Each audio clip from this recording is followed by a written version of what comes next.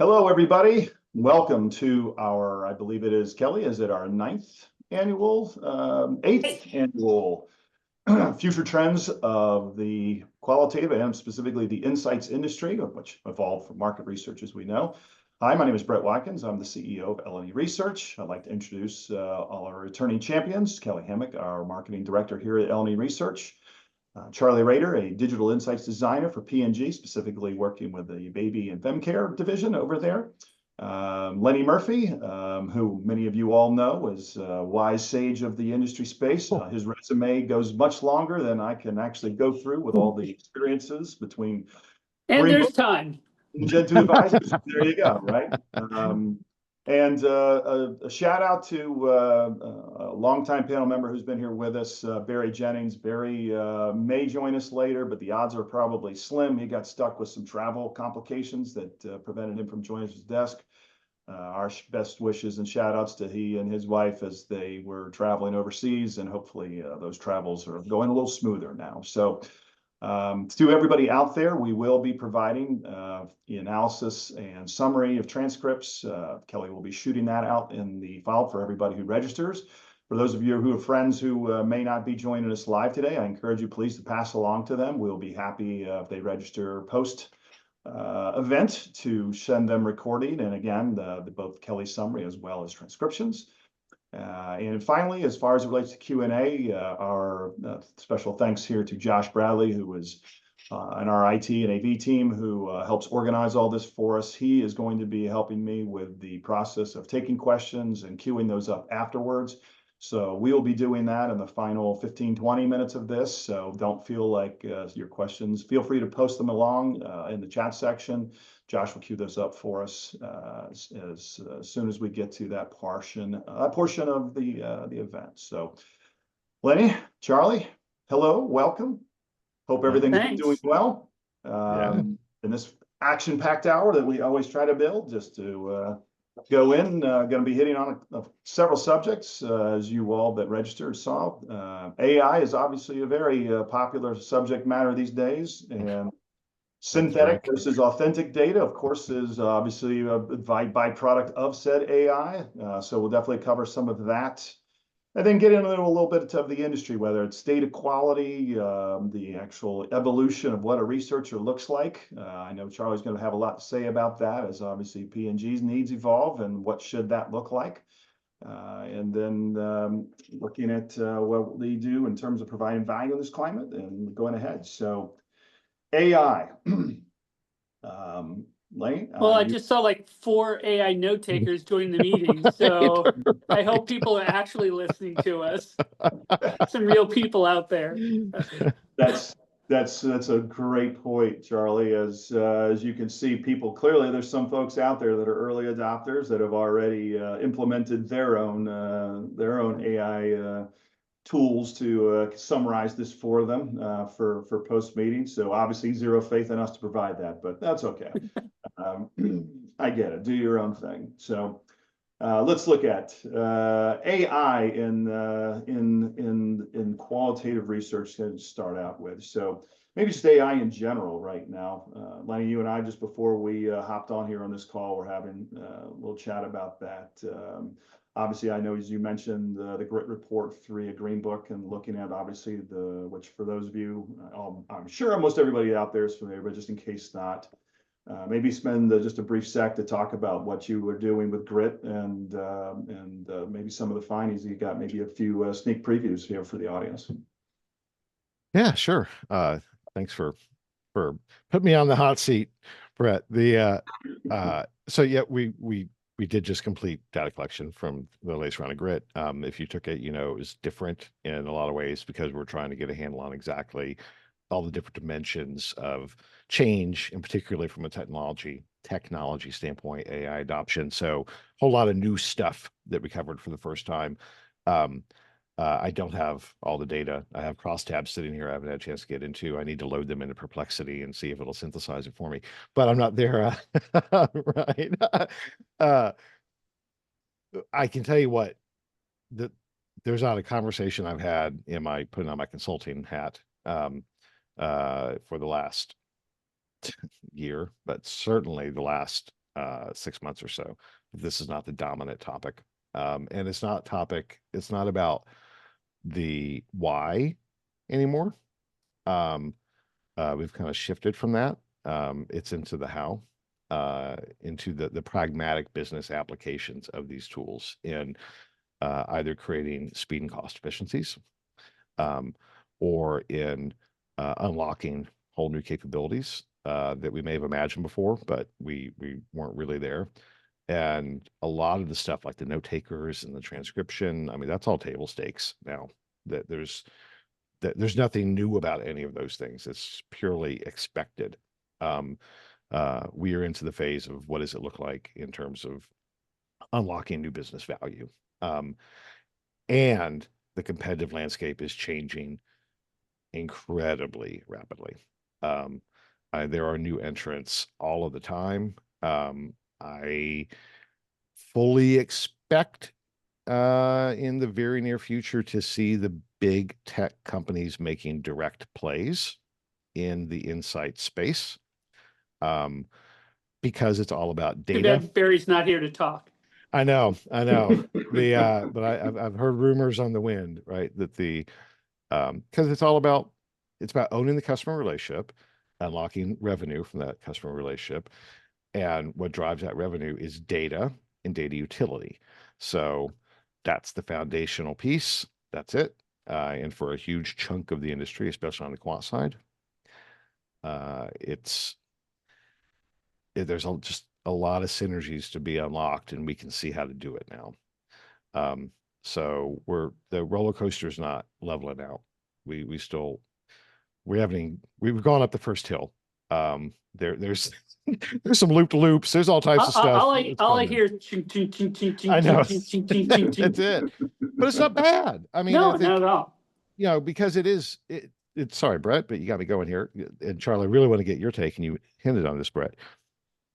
I believe that we are entering into a golden age as insights professionals, of unlocking value and answering business questions that drive impact for our clients.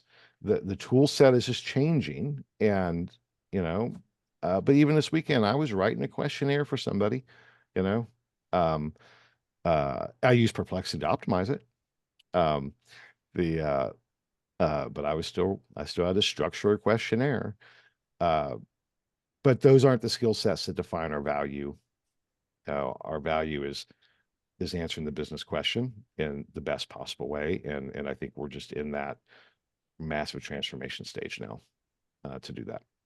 Yeah, I mean, Charlie brings up a good point. I was just reading last week, right? Because people think of AI and they're thinking of like the data and the analysis, but in terms of our industry. But last week, global GDP over 1% spend is on AI investments.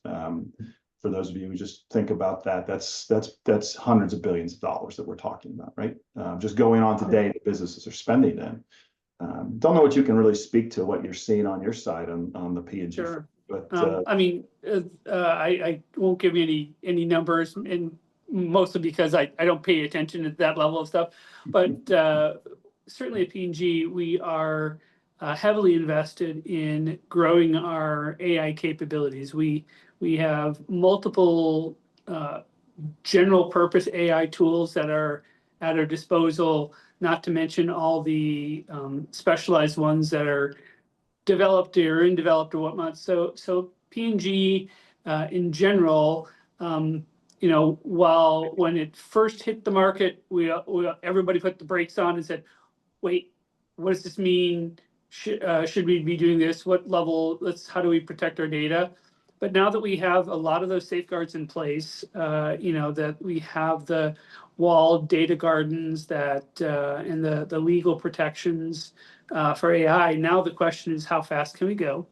But more importantly, that I'd call into this space, which is how do we keep the humans in the loop? And I mean, I know we were all chuckling about our note takers today, but ultimately, P&G wants to retain that, whatever outputs it you are using as a researcher from your AI outputs, you're responsible for.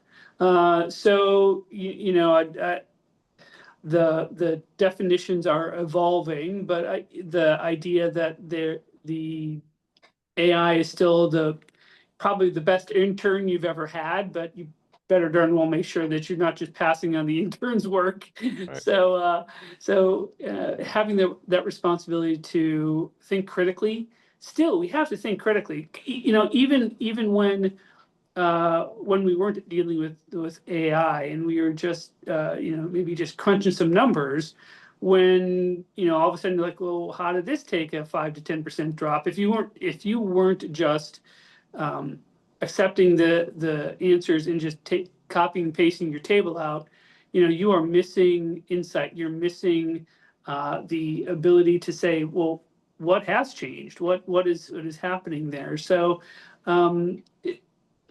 there's a lot of, while all the technology is changing, there's still so much that stays the same. And especially in a qualitative world, we still need to think into human behavior and really dig into who our consumers are, because from a P&G perspective, we want to delight them and we want to continue to delight them.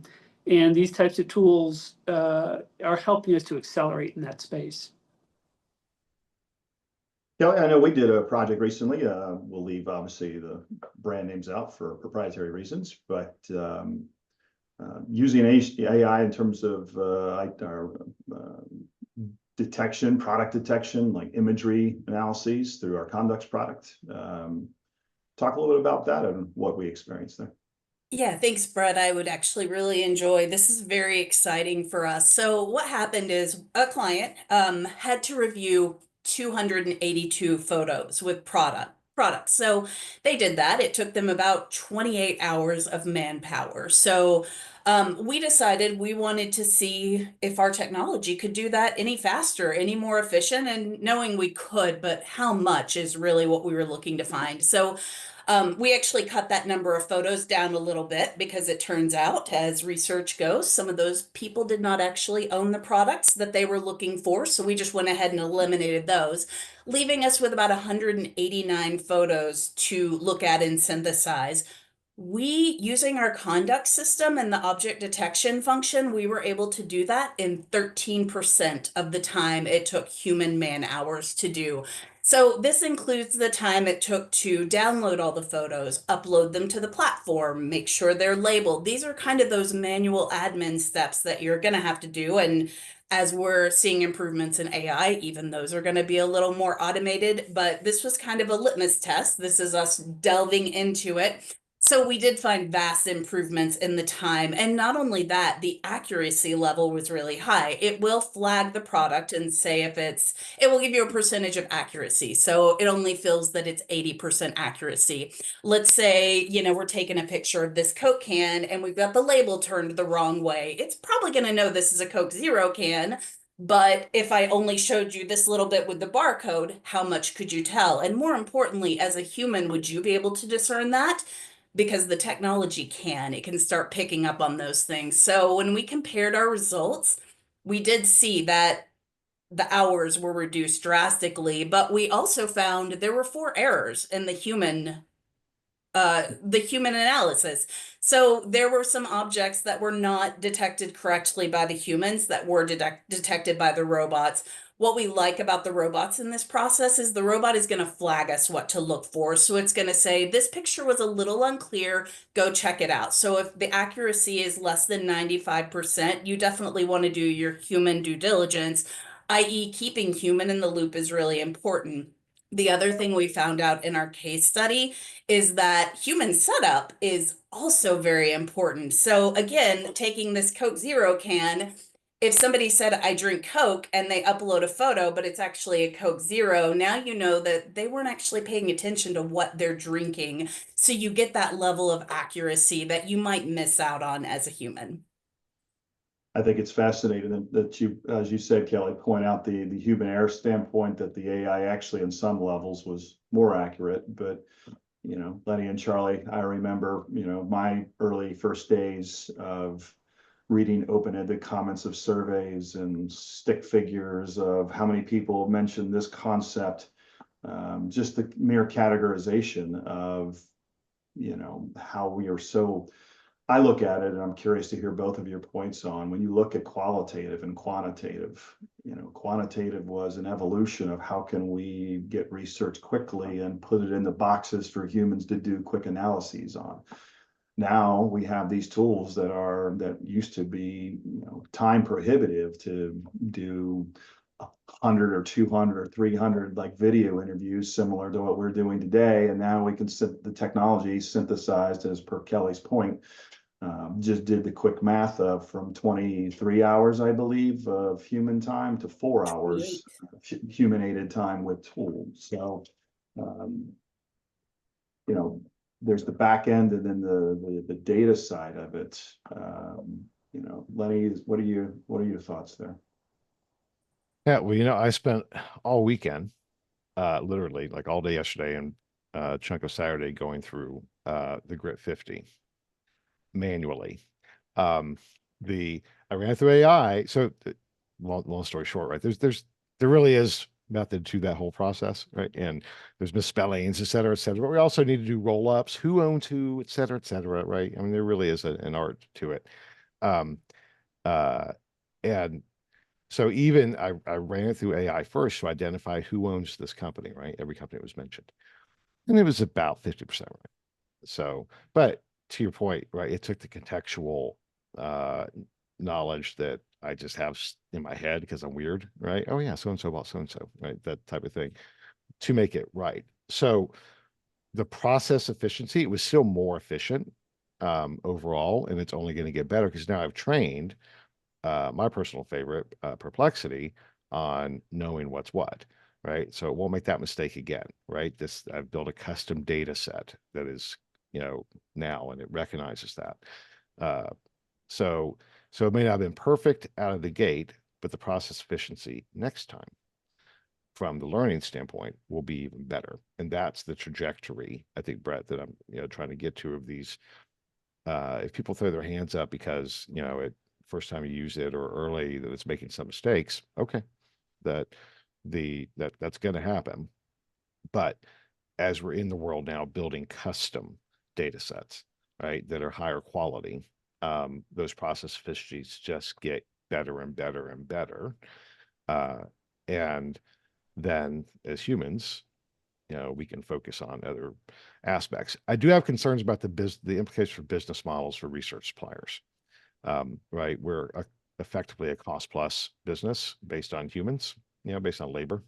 And these efficiencies, there's no reason to charge as much. Although now, rather than humans, we have to deal with tokens and there are costs. This isn't free. So there's computing power, et cetera, et cetera. We haven't found equilibrium on that yet as an industry on what that means. But we know it does mean you can't charge as much for the same stuff that we used to do totally manually because we're using these tools now. And I had a conversation with this CEO of a very large supplier that does both quant and qual. And their assumption was, what they were being told by their clients, was that their entire model would shift towards something that looks like an always-on data subscription for the bulk of their revenue. With custom layered on top of that custom would be inherently qualitative in nature. The mode, it would be scalability. We would be having conversations to fill in gaps of information. And they were preparing their investors to understand their revenue would decline. Their top line revenue would go down. Their profitability would increase significantly, simply because of the process efficiencies. Overall, they don't have as many people, et cetera, et cetera. And so there's big practical things we have to grapple with as an industry, as business owners on a supplier side. The way I think about it, I think the pie is going to get bigger overall because as prices go down, more people can utilize research services and capabilities. But what constitutes that pie is going to look really different. and individual companies are probably going to look much smaller from a top line revenue standpoint, because costs are just being taken out.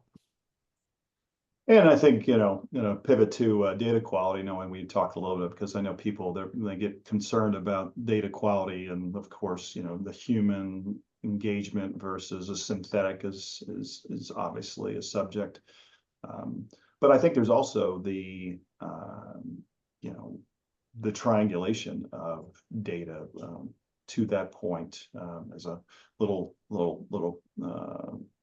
out there, a little heads up or shout out to the audience. So we just signed partnership that we'll be doing press release on this week, but Curious Insights, which is a behavioral context firm, we are partnering with them to help them build their data models.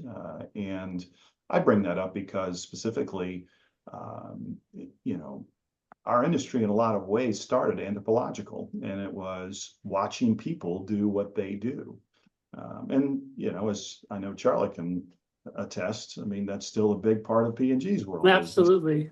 We still watch people and do what they do, but this ability will enable us to watch more things, and phone, mobile apps, browsers allow us to see what's going on. So it's another really relevant data piece. But when we talk about getting on the synthetic, I have heard a lot more about this. I believe the gentleman's name is Mark Ryan. Is that right, Lenny? Who writes for Great Yarn? Mark's written quite a bit about synthetic. Yep. Yeah. I'm curious, Charlie. What's are you at P&G, playing around with synthetic data, and what are your what's the thoughts to it to this point? Well, I mean, to be clear, we are experimenting with these kinds of synthetic data. I think the bigger questions are making sure that we understand the best use cases for the use of synthetic data.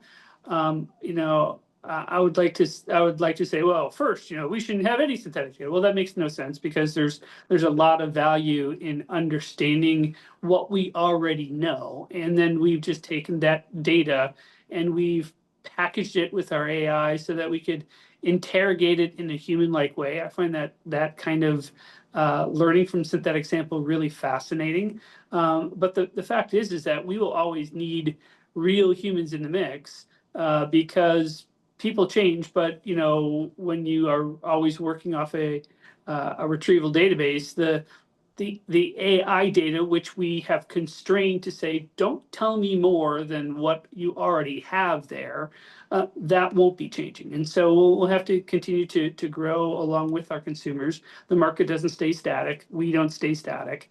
Our competition doesn't stay static.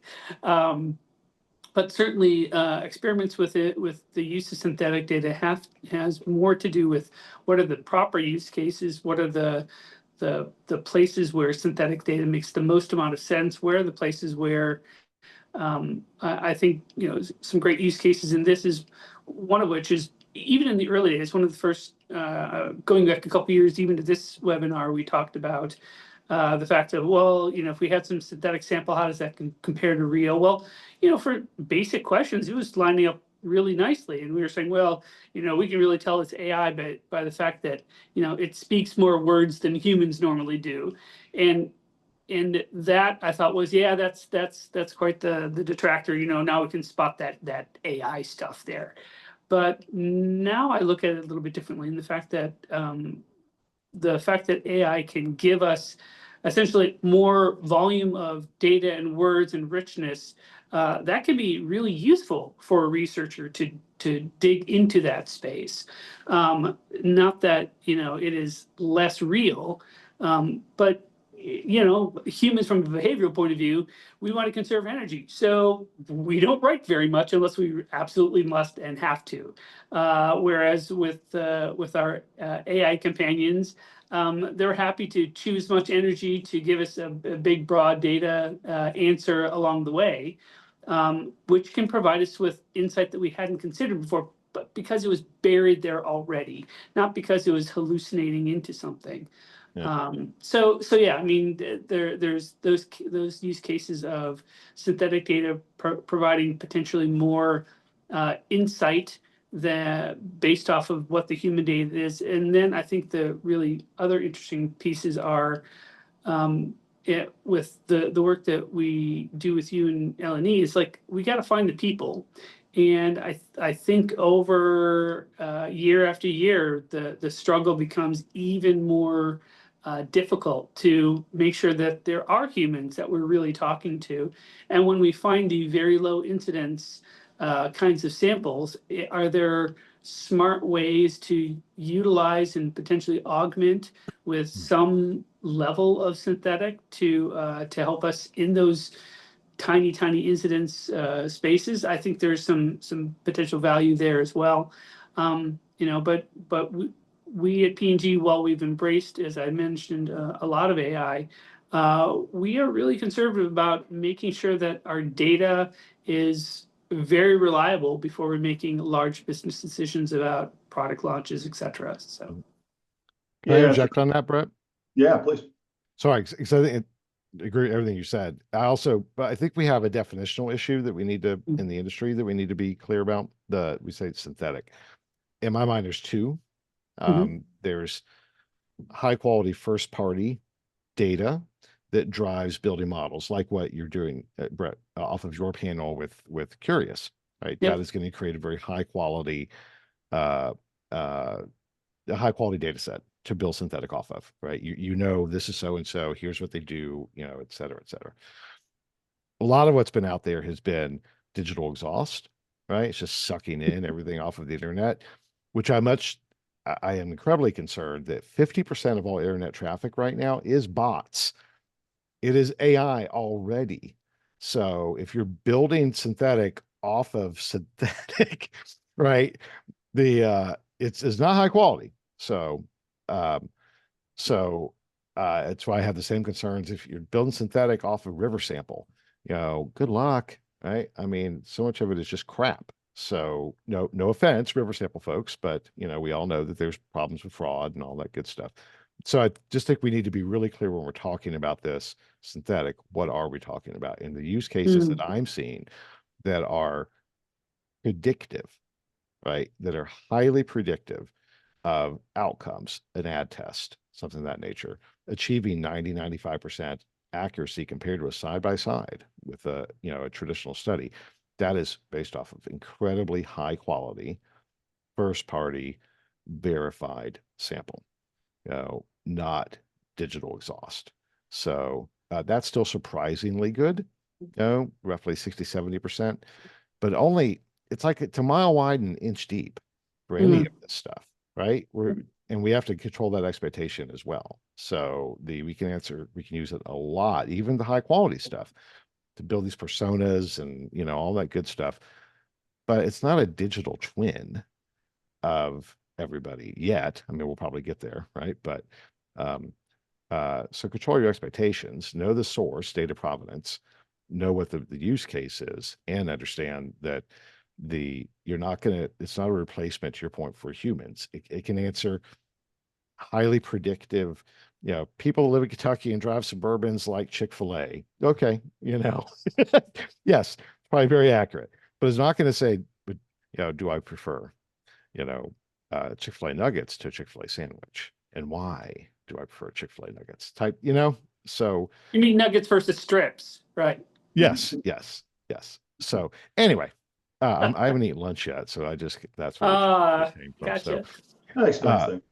but I think so what you're doing, Brett, with Curious, I love what you're doing with Curious, because that's the data quality is going to drive this entire conversation going forward. Yeah, I'm really excited about that. Yeah, no, thanks. It's the things that I was having this conversation with somebody recently, and it's transformative in a lot of ways, and not just in the ways that you mentioned in terms of data and the quality set of it, but we talk about synthetic and fraud and bots and such. This coupled with other tools that we're implementing on app-based, eliminate these problems. Utilizing AI actually to eliminate, like to identify, hey, when are people using AI to actually complete exercises and such. So, you know, the ability to utilize that better, but then in the end, I've often used the analogy of, our business being the Switzerland between brand and consumer and patient. And I'm really excited about the fact that this is going to be a better experience for consumers and patients, because they can passively share information without having to, I know I've had these conversations with Charlie, and P&G is a great example of a brand that has looked internally of, okay, how do we make this better? Because in the end, these people are the people that are buying our products. How can we make this research experience better? So Yeah. for us, this I see as us matching the statement of, like, we care about this too, which is okay, as we invest and build into this community. In the end, it's going to result in a better experience for the consumer. We won't have to ask as many questions. We won't have to ask, did you go to stores, or did you surf particular sites? Are these demographics right? I mean, we know these things for people. We don't have to continue to ask this. And I think from a qualitative experience, we really can start to focus on the attitudes and the emotional sense of, like, why people are doing things, which is part of completing, the whole picture. Violent agreement. Yeah, Violent absolutely. agreement. Yeah. So, when we talk about this, then another great pivot to the next place, right? I'm sure a lot of people out there, with the implementation of these tools. And while I very much agree with the statement of AI is not going to take your job, but the person who knows how to use AI will take your job. We start looking at, the 2026, 2027, 2028 and beyond researcher. Lenny, you mentioned before, obviously, the storyteller, the person who can look at the data. What else, if you and our panel sitting here, talking to our audience about, like, what should your resume starting to look like going forward? What advice would you give them? I'd say you need to look like Charlie. Oh, where'd he go? So I think obviously subject matter expertise that's always going to be important. So, Charlie switched. All right. Yeah. I was going to say that the future researcher just needs to look like you, right? I mean, you're in Old. Wait, what do you mean old? no. But I mean, you're an engineer. Intelligent. You're a subject Yeah. matter expert, right? First, within your business. And so I'm just going to use you as an example. So my experience of Charlie after all these years, subject matter expert, imaginative, not bogged down in process, but focused on business outcome, critical thinker, absolutely critical thinker, and focus more on, what's the right answer to the business? How do I get to the right answer to the business question? And everything else, so innovation, et cetera, et cetera. You're not hogtied, in any type of purity, test on, well, this is just how we do things. And I think those skills, that's still what's going to continue, is be a good thinker, be smart, know what the hell you're talking about, because you can't ask the right question if we don't know what we're talking about as far as the subject area. And there's still going to be a role for engineers, I guess, to oversee stuff. There's still a very tactical kind of process orientation that's necessary for QA. But so much of our time up to now has been based on understanding process. And I just think that gets taken away. That's just not, we know enough to understand, we need to understand process enough to know whether something's good or bad. But the real value is going to be, and the real skill set is just being smart. Yeah. Sorry, ahead, can I chime in on that? Yes, please. I get going on all this. No, we've actually worked with a couple of universities as, pro bono work, because we want to support the next generation of researchers as well. And a couple of the tips we're hearing from those academic researchers, and this is so very smart, is that at least one of them is specifically steering her courses away from AI usage. because these kids need to learn the fundamentals. They can learn the AI stuff. I mean, all of us, we are all, you know, Gen X and up. So we all learned the AI stuff very recently. If we can do it, they can do it. But what they can't do is learn the fundamentals on their own. So it's so important for these young researchers to learn how to do things with pen and paper or with an Excel spreadsheet before they dive into full synthesis, because they're not going to know how to look for that accuracy if they Sure, don't know what discernment. accuracy looks like. Yeah. Yeah. No, that makes sense. You have to context, right? In my example, the Grit 50 earlier, like you just got to know what the hell you're talking about. Yeah, that makes sense. Yeah, Charlie. I'll chime in on the future researcher. So you're absolutely right. The fact that this is the generation of digital natives already to begin with. So the standard fear factor, you know, as we've been talking over the years, Brett and Lenny and I, you know, we've been trying to overcome, especially qualitative researchers, natural reticence towards technology and how will that impair their connection with the consumer.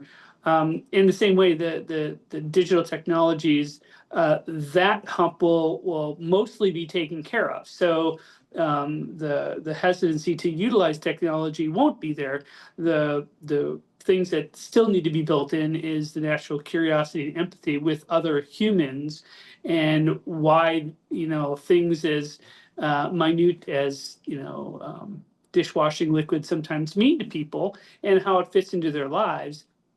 But the you know, research for the future will still be looking, observing, but now we'll have better tools that'll help process the very rich data that video provides to us, right? Whether that's just the first level of passive transcription, but the things that we're already looking at. How do we code actions and behaviors and contexts of where people are utilizing our products? I think those are places where the tools will make us even more curious about, well, why is it happening there?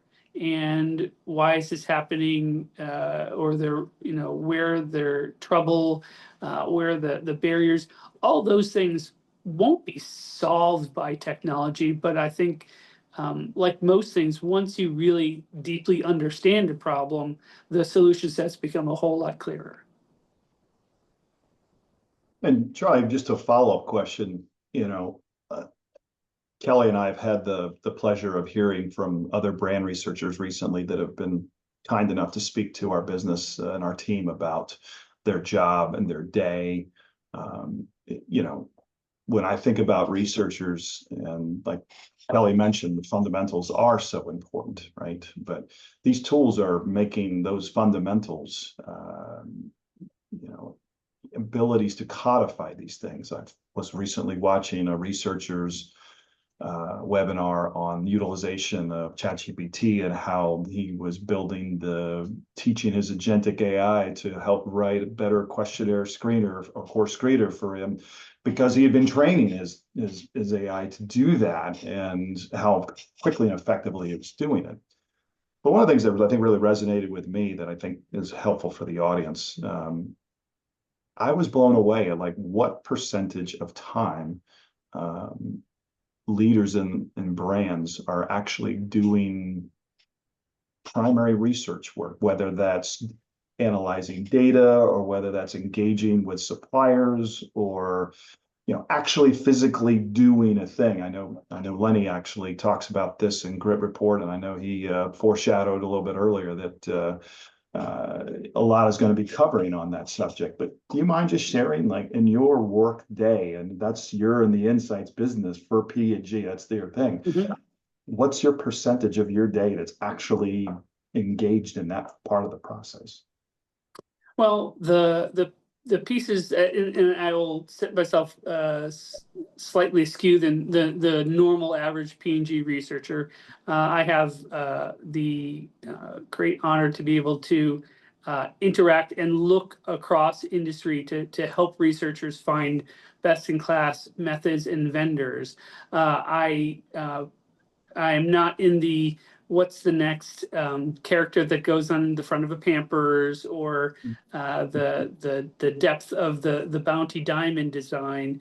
But those researchers, they are digging in, and they're working with consumers directly. If not every week, almost every other week, we are involved with learning from consumers on a very regular basis. The data collection pieces happen frequently in order to get much more iterative in that space. The technology pieces, so we do because the technology is there now for bringing about the transcriptions, the synthesis from qualitative research. I'm seeing an upturn in the ability for us to do that work, and an interest with our researchers to do more of it. So, you know, my average day, I'm certainly talking with folks in the industry, with our supplier partners, you know, 2-3 times a week, and working about how to work through not only our governance systems, but then how to democratize the touch that they have into our company, into our researchers, so that we are always able to bring out the best in class tools to get those questions answered. So it is, for me, I get to think about industry and work with some of the best in the industry on a fairly frequent basis. But more importantly, what I help my researchers do is think less about the industry and more about their consumers and how they interact with their product. And I would just say I'm very proud to say that P&G digs in deep. We think deeply about the questions to some levels where we're like, is this minutia or not? But what happens is that oftentimes we extract some really very interesting insights from some really small anomalies, and then that can really turn into breakthroughs. So from our point of view, the average researcher is touching and working with consumers on a super frequent basis. But now these tool sets are helping us to slog through what used to be, you know, some transcription type work. You know, do I have the right consumer quote? I tell my researchers to stop worrying about writing down the quotes from consumers and start thinking at the next level of why what they said is important to you and your business. That's super interesting. And for the audience out there, I think it's really important to point out, you know, P&G's place in the, you know, corporate, and as well as which leads to the insights ecosystem. Just to give you an example, you know, you were putting very high percentages of your time spent with the consumer and understanding and the research.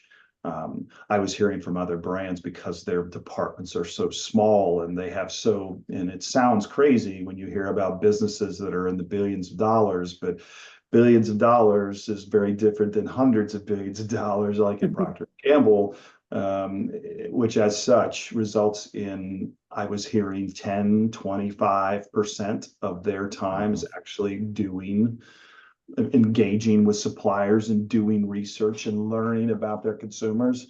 The rest of their time, they were saying, is spent doing very different things, whether that's engaging their bosses to try to educate and lead to why they should do certain things, to just a myriad of others, duties and responsibilities, which I know I've had this conversation regularly with other suppliers about the challenge of getting into brands and getting the opportunities and such. And I think a lot of it is just relational to the fact that, especially from some of these smaller brands, they just, Maslow's hierarchy, that problem isn't, it's got to be there in their face at that moment, because if it's not, they've got 5 other things that they're worrying about right now. And it's just not front and center.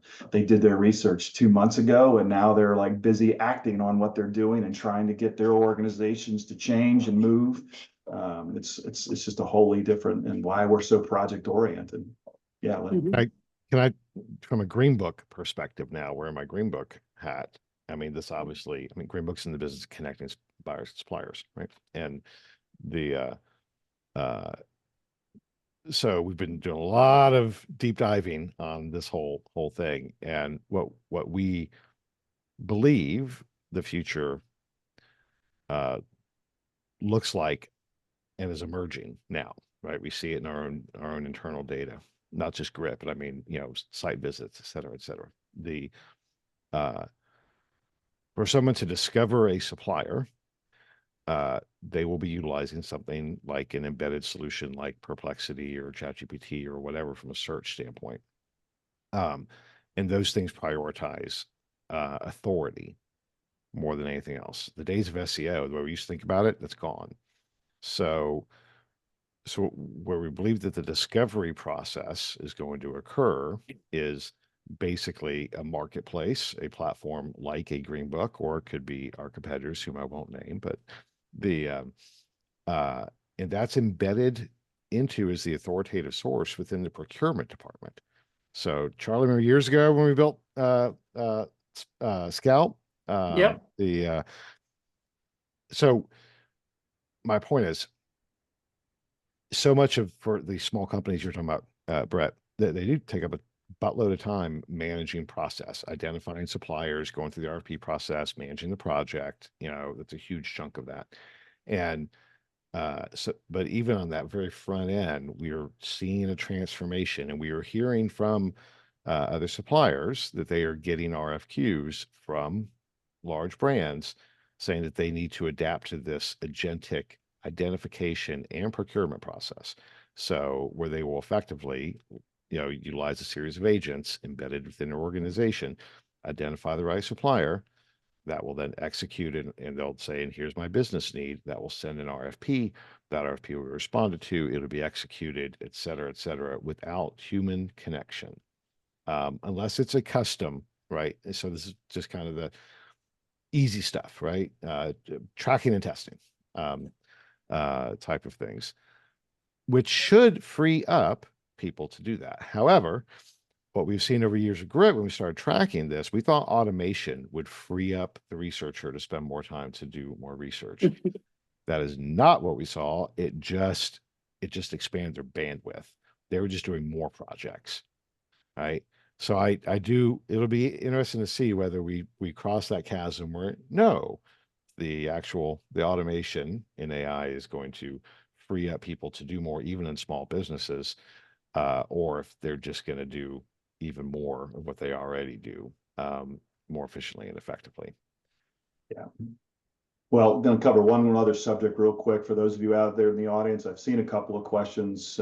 Please do know we will get to those. But right now, since I always see a couple in there, just wanted to kind of touch on, I know that I'm very active with Insights Association, and shout out to Melanie and her work as to, trying to put a leadership to the voice, if you would, from an organizational standpoint for the Insights Association.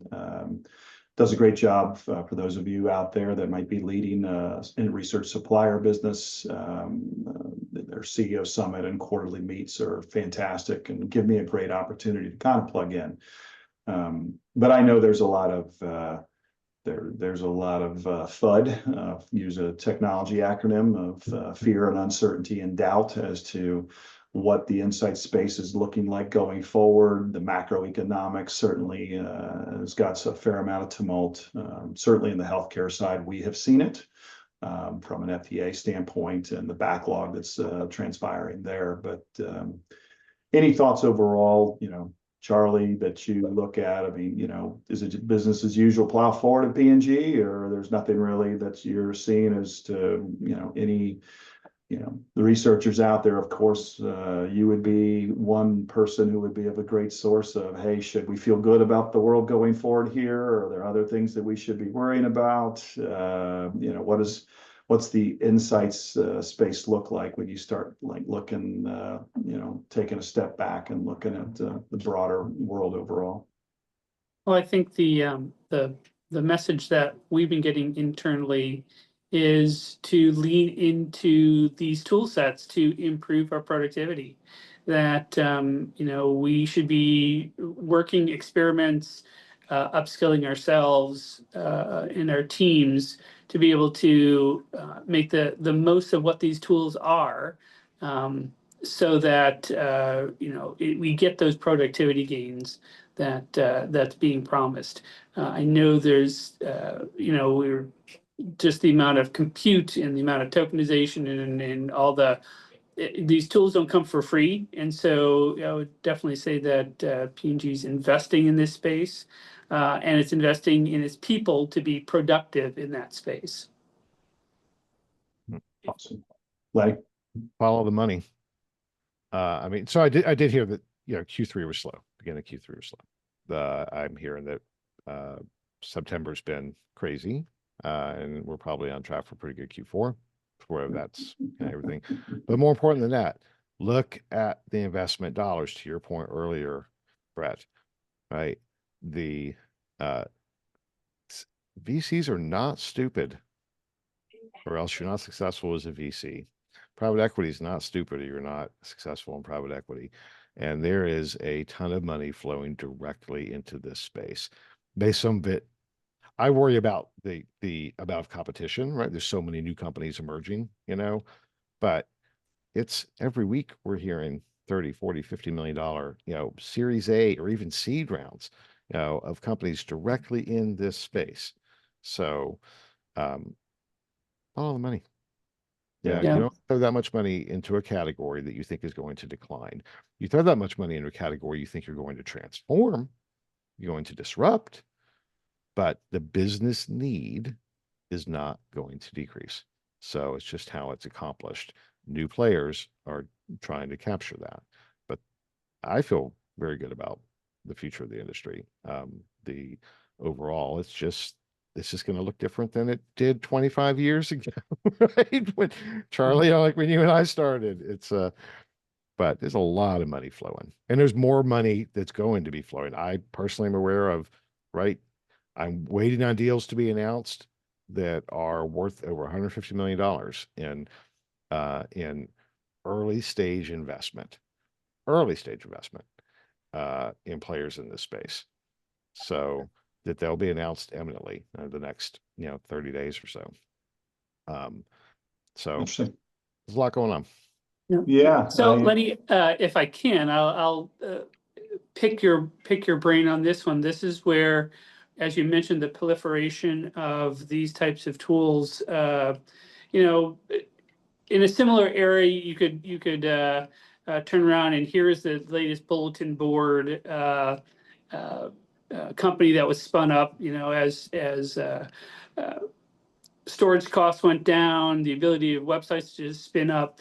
In a similar way, generative AI tools and offerings from folks that are just like, well, we had this kind of thing, and now we can offer this new thing, this generative AI. Where do you see places where companies like us could be looking for, you know, where is it cutting edge proprietary type of technology, and where's just the me too? And there's room for both.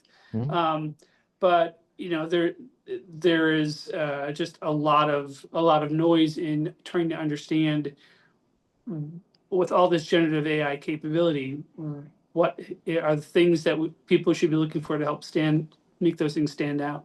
Well, that's a good question. And if I knew the answer to that, I would be an investor myself and would be in a very different position. But I think look for the companies that are integrating with larger platforms.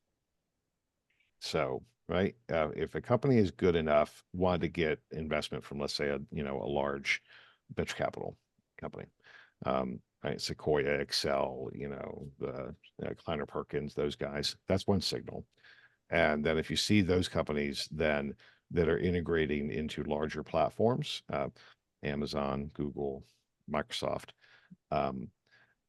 that's a huge vote of confidence, and it indicates they are further ahead in thinking through the expanding use cases of the technology, and they're well funded to continue to be in the arms race.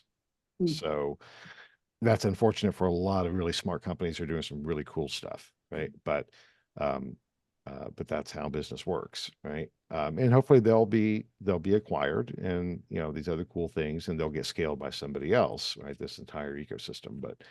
But my bet is look at the companies that are winning the investment race and then winning the integration race, because they'll be pushed to continue to evolve. Yeah, I will add to, because the industry, Lenny, you obviously addressed this in the, it used to be the Hannah Michael 50, and now, of course, it's I think the Insight Association does one, and you also do who's the top, like firms in the space. The industry was always very, bifurcated with a handful of really big firms, right? And especially when you talk about like the research agencies, I use the word agency loosely.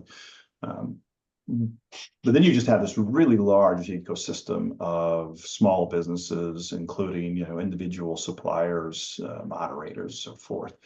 And I've been having this conversation with moderator friends recently, and I would echo like what you're saying from an integration standpoint.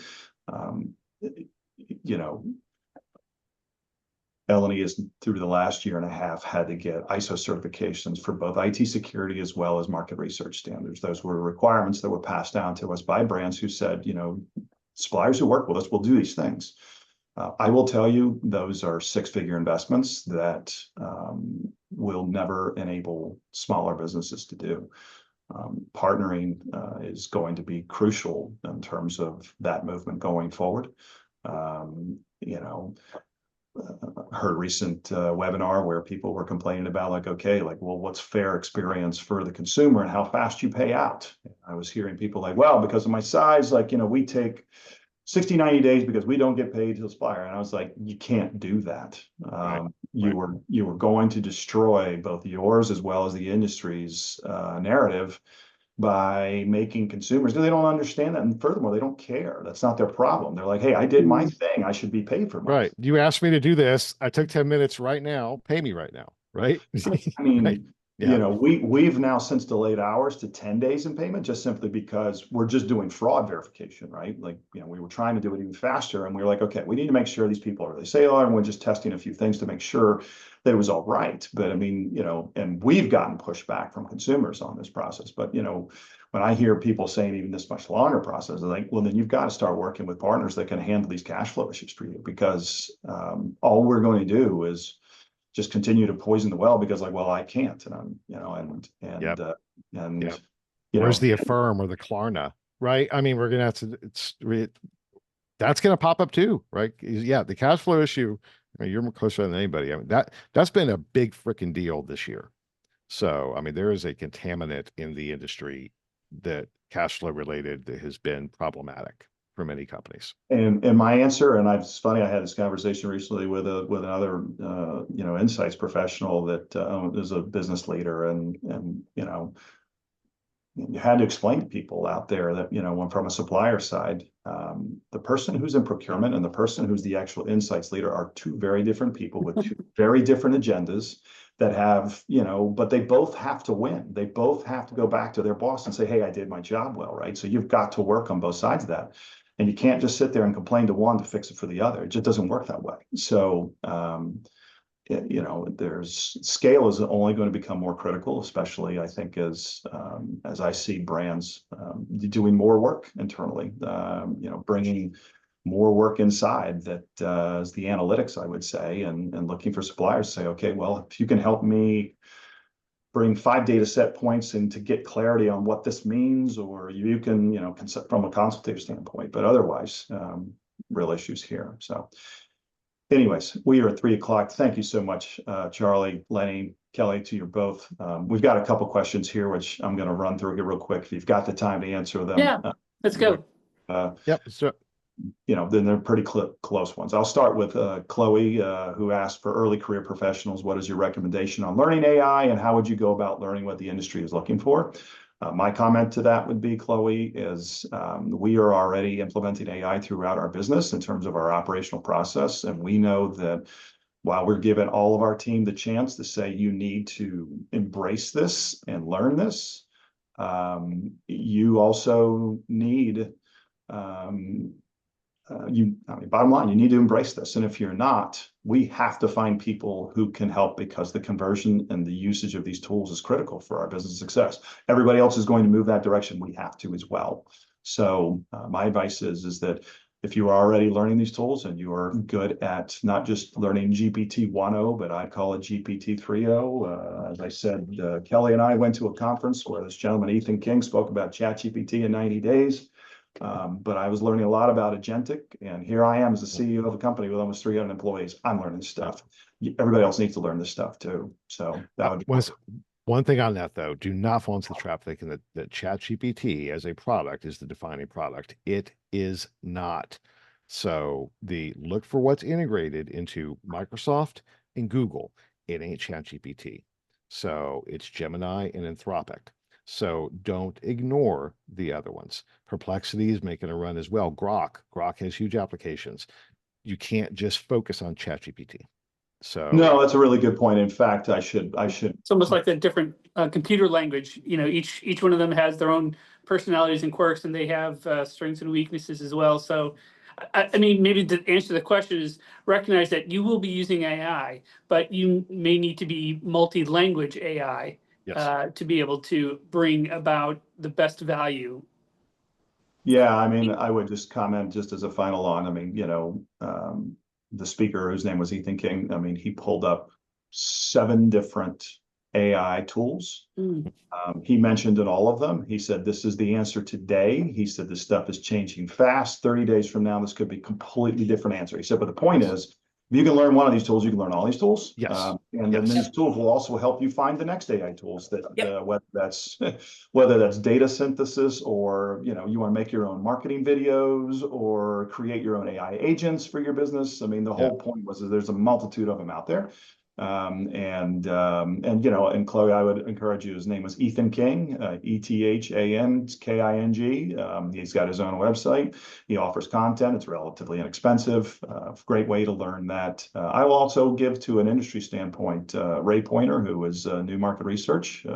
Sorry, letting one maybe a little small competitor of yours overseas in Europe, I love but Ray. Ray was actually doing AI for market researchers, and he was showing how he was applying the tools. So Ray's content is out there, and his name is Ray Pointer, Poynter, and I encourage you to go check that out. So newmr.org. Yeah, newmr.org. That's right. Question from, I believe it's, I don't know how to pronounce that name, Anek. But are you concerned that researchers, users of data lack understanding and context because AI does much of the ground? Yes. Right. Don't outsource your thinking, right? No. It's a tool, right? You have to know how to use the tool. So, but that comes, I look at this, I resisted using AI. It has become my superpower. It is a force multiplier.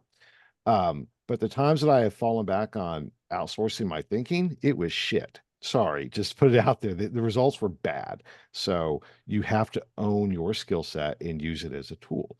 So to make it much more efficient, you can't outsource anything to it. It just, it's like the Bionic Man, right? I mean, we could just do more. Yeah. All right. That would hit close to home. So I mean, I think the trickier question is, how do you prevent that? But because we already know from academia that our students thinking, because they are utilizing AI, is their critical thinking skills are declining. So probably the biggest aspect is, while you are upskilling yourself in how AIs work, to your point, Lenny, don't give up on the fact that you need to be a sharp thinker and dig into the answers. How do you stay on top of the AI and let it do the amount of work that it does better than you as a human, keeping lots of stuff into memory, for example, but then you interrogating the data in a critical way. That's a great way to put it. I interrogate and collaborate with these AI tools to just pull together information, but it's up to me to figure out what the hell it means. Agreed. Well, and I will also say, you know, one of the things that really got emphasized in this last seminar I went to on AI was, you know, the AI can work for you very well, but it's like a child and it has to be trained, and you have to show it how to work for you. And you can't just like start off and just say, I'm going to start asking one of your AI some questions. It's going to come back to you. It really takes an iterative, ongoing process to educate it, to train it, to get it to be used in the right way. You know, It's work, unfortunately. It's still It work. is. It is work. Work. It's You're just, like, that's no, you stupid AI. That's not what I meant. Right. Let's try Right. it this way. it's just a And reallocation of dashes. time. Yeah, but that's great. It's still a reallocation of time. It still reduces time, but we're allocating our effort in a different way than it used to be. And your point, Kathy, qualitative and quantitative will both. I mean, it's just data. So what's the business issue? What's the data source? How's the data answer the business issue? The type of data is almost irrelevant as long as it's the right data. And this is my 2 cents, but I say this to every qualitative researcher I've known as moderator. You know, qualitative researchers' superpowers are their ability to engage the audience in whatever environment they're in, first and foremost, and then secondly, what they do with the client afterwards and getting them to focus on next steps, right? How do you turn content or comment from human into business actionable thoughts? And you know, reports and screeners. I was like, you know, all due respect, I see thousands, or my company sees thousands of screeners every year. That is not your superpower. Your superpower, the really good ones, are what you do in the room in the old focus group days, what you do in the room, and then what you do in the back room after. That is really, and that's again back to what you said before, Lenny. You got to know your client's business. I remember the days long ago of researchers were like, you know, we're just reporters, we just collect data and we reply it back. You know, we're not experts in their business. In fact, you don't want to be. And I'm like, I don't think that's the case anymore. The brands seek expertise. They need you to understand their business. So And thank God, or else we would be out of jobs, guys, right? That contextual, that human contextual understand, intuition, you know, critical thinking, those the robots haven't gotten there yet, right? So those are the things that ensure longevity. So the last one here real quick, then synthetic data set Lenny brings up, and this is a shout out from Sandy, who Charlie's one of your former P&G colleagues who now works here with us at L&E and helping brands translate data into action. Synthetic data, we add data from study and back in the walled garden to create more synthetic panels. Synthetic, creating more synthetic. Any concerns? Yes. Recursive. There are great examples out there that if you train an AI on AI generated content, it gets psychotic really fast. Like literally, Yeah. it's like delusional. It's scary what can happen, right? So yes, that And I'll just say it's like back in the analog days of if you record on tape of a recording of a tape, you you're right, just fidelity decreases. degrading the fidelity Right, way right. back down. I mean, you have you know, it is truly the telephone game at that point. And I think there's even industry reports that, you know, talk about how there are people that go out and trying to poison essentially the AI data sets. And you know, so yeah, be super careful about your use. And to Lenny's point, which is if you are training your data sets off of you know, where there's lots of bots and lots of fraud and you don't know what's what, then you get that recursive you know, effects. Right. Well, the effect that you guys are going to do with Curious, right? I mean, you will be collecting new data all the time. So that is feeding that. So you're not just dealing with a static one-time data set. That's one thing, right? A stream, a steady stream of information coming in, that mitigates against that, you know, to a great extent. So you're not just training on the same static stuff. It's always fresh. And that helps the cause. That is the only reason why if you go use ChatGPT today and try and create a persona, that it's 70% good, because at least it's got new data coming in. So even though half that data is still BS, right? But what we can do in research when you own a panel, when you own a data asset, is you can bypass that. So it's always refreshed. It's not a stagnant pond. Yep. No, well said, Lenny. When it looks at like data and like the actual, you start looking at synthetic, I'll leave everybody with this, which is, you know, the day the synthetic figures out how to predict human behavior completely on his own, from a macro standpoint of human behavior and research. We're not just talking research anymore. We're talking macroeconomics. We're talking politically. The day that happens, that's scary stuff. So we're a long ways, I think, away from that. Yes. And things continue to change every day, right? I mean, we live in the era, it's not one black swan, it's like a flock, right? It's an ongoing, constant flock of black swans that nobody anticipated. So I think we're safe for a little bit, Brett. Yes, yes, absolutely. Well, Lenny, Charlie, Kelly, thank you again. We ran 10 minutes over here for everybody, but as I said, transcriptions and summaries from Kelly will be soon forthcoming. Thank you both, all. We almost need to have a whole session of just straight up Q&A. I value this conversation. I value the conversations that lead to these conversations, and glad for the folks that have been able to stick around. And you know, we don't have any major axes to grind or viewpoints to really do, but it's great to be able to kind of tease out what's happening in our worlds and how we can all grow and prosper from it. Yeah, absolutely. Well, it's my favorite discussion of the year, and this is the reason you said it so well, Charlie. So thank you again for the time spent. Greatly appreciated. I'm seeing a lot of folks who share the same sentiments there. So best of luck to everybody for the remainder of the year. As Lenny said, hopefully fourth quarter will be its usual busy self, as it always is in the insights industry. And we'll look forward to seeing you next time. Take care, everybody. Thanks, everybody. Bye now. Bye. Bye.